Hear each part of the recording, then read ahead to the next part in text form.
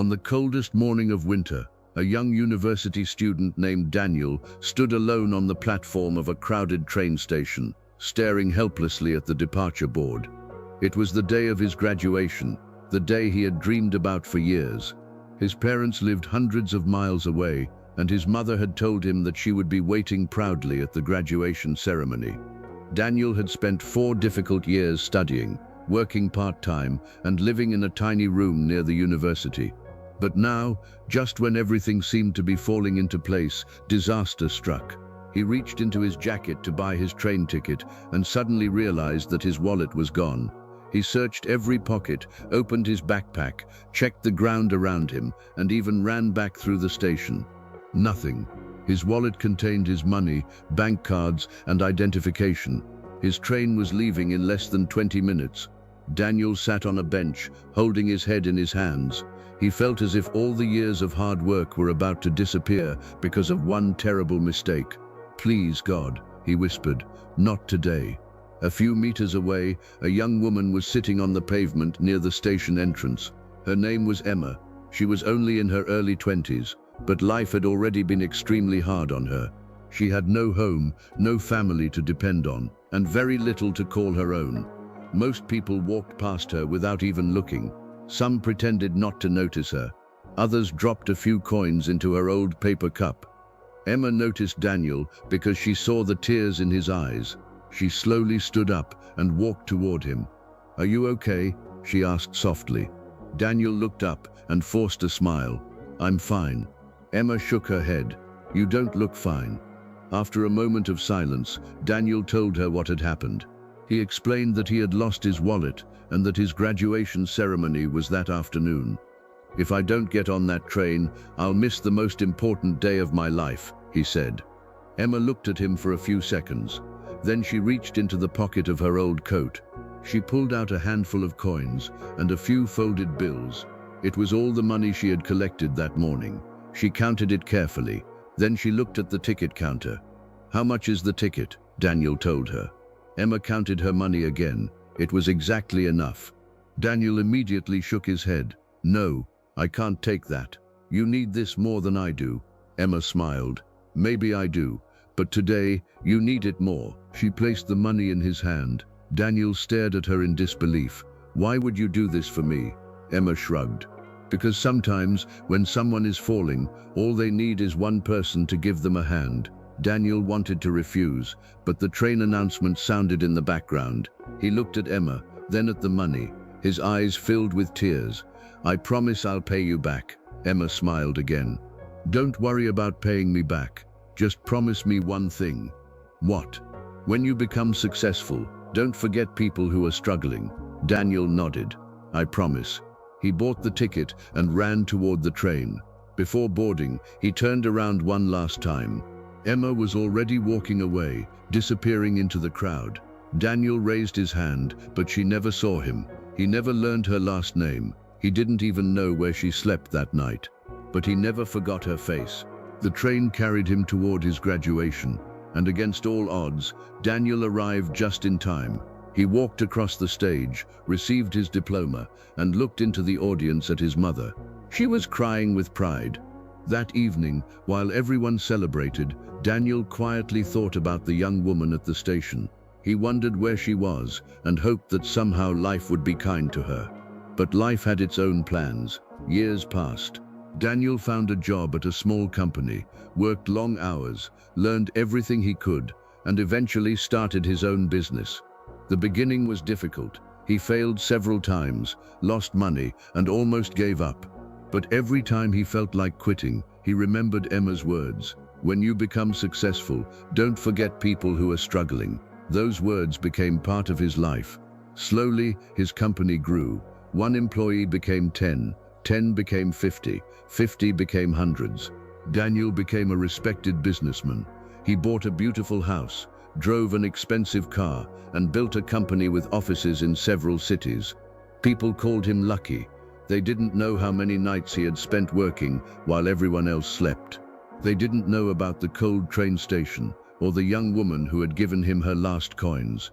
Daniel never forgot her, but he had no idea where she was. For years, he occasionally returned to the old train station, hoping he might see her again. Every time, he left disappointed. Until one rainy afternoon, nearly 12 years after their first meeting, Daniel arrived at his company's headquarters for an important meeting. As he stepped out of his car, he noticed a woman sitting near the entrance of the building. She was holding a small paper cup and asking people for help. Daniel almost walked past her. Then something made him stop. He looked at her face, older now, tired. Her clothes were worn, her hair was different, but there was something familiar in her eyes. Daniel turned around. He stared at her for several seconds. Then he whispered, "Emma?" The woman looked up. Her expression changed. "How do you know my name?" Daniel could hardly speak. "You gave me money once, at the train station. I had lost my wallet. It was the day of my graduation." Emma stared at him. For a moment she seemed confused. Then her eyes widened. "The student?" Daniel smiled through tears. "Yes, that student." Emma slowly stood up. Daniel looked at the woman who had once given him everything she had, and now she was standing outside his company with almost nothing. He felt a deep sadness in his heart. "What happened to you?" he asked gently. Emma looked down. Life happened. She told him that after the day they met, she had tried to rebuild her life. She found temporary work, rented a small room, and believed things were finally changing. But one tragedy followed another. She lost her job, became responsible for caring for someone in her family, and eventually lost the little stability she had. Years of hardship slowly pushed her back onto the streets. She had survived by doing whatever honest work she could find. Daniel listened silently. Then he asked, "Why didn't you ever look for me?" Emma smiled sadly. "You were a young student. I didn't even know your last name. I assumed you had forgotten me." Daniel shook his head. "I never forgot you, not for one day." He looked at the entrance to his company, then back at Emma. "Do you remember what you told me?" Emma thought for a moment. "I told you not to forget people who are struggling." Daniel nodded. "You changed my life that day." He invited her inside. The employees stared as their CEO walked through the lobby beside a woman who had been asking strangers for money outside. Daniel took her to his office, gave her food and warm clothes, and called someone he trusted. But he didn't stop there. He offered Emma a safe place to stay and helped her receive the support she needed to rebuild her life. He also gave her a job at the company in a role where she could use her natural ability to understand and help people. Emma was overwhelmed. "Why are you doing all this?" she asked. Daniel looked at her and smiled. "Because 12 years ago, you gave me your last coins when you had almost nothing. You didn't ask who I was. You didn't ask whether I deserved it. You simply helped me." Emma wiped away a tear. "I never expected anything in return," Daniel replied. "That's what makes it worth even more." Months passed. Emma slowly rebuilt her life. She had a small apartment, a steady job, and people around her who respected her. But something else changed too. She became one of the most compassionate people in Daniel's company.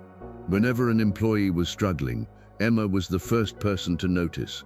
Whenever someone made a mistake, she reminded them that one bad day did not define an entire life. And Daniel began a new program through his company to help people who were struggling financially. He called it the Second Chance Project. The first person he chose to lead it was Emma.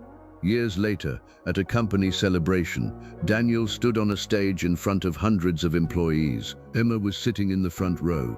Daniel held up a small old photograph he had kept in his desk for years.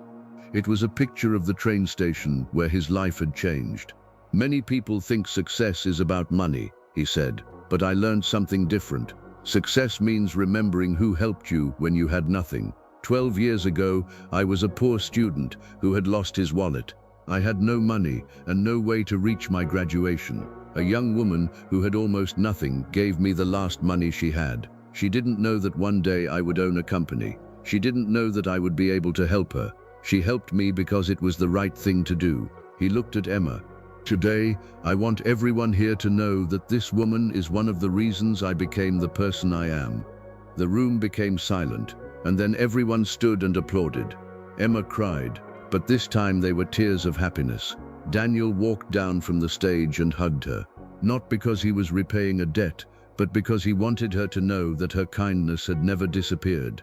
It had traveled through the years, through success and failure, until it found its way back to her. And that is the strange beauty of life. Sometimes the good you do seems to vanish. You help someone and they walk away. You give something when you can barely afford to give it. You show kindness to a stranger who may never remember your name, and you wonder whether it mattered. But kindness has a way of traveling. A word can change a person's decision. A small sacrifice can change someone's future. A helping hand can become the reason someone keeps going. You may never see the result immediately, but that doesn't mean there is no result. What goes around comes around. Not always in the same form, not always from the same person, and not always at the moment you expect. Sometimes the kindness you give today returns to you years later, when you have forgotten you ever gave it. So if you have the chance to help someone, help them. If you can make someone's difficult day a little easier, do it. Don't help people because you expect a reward. Help them because you have the power to make their world a little better. Because one day, when you least expect it, you may discover that the kindness you thought you had lost was actually making its way back to you.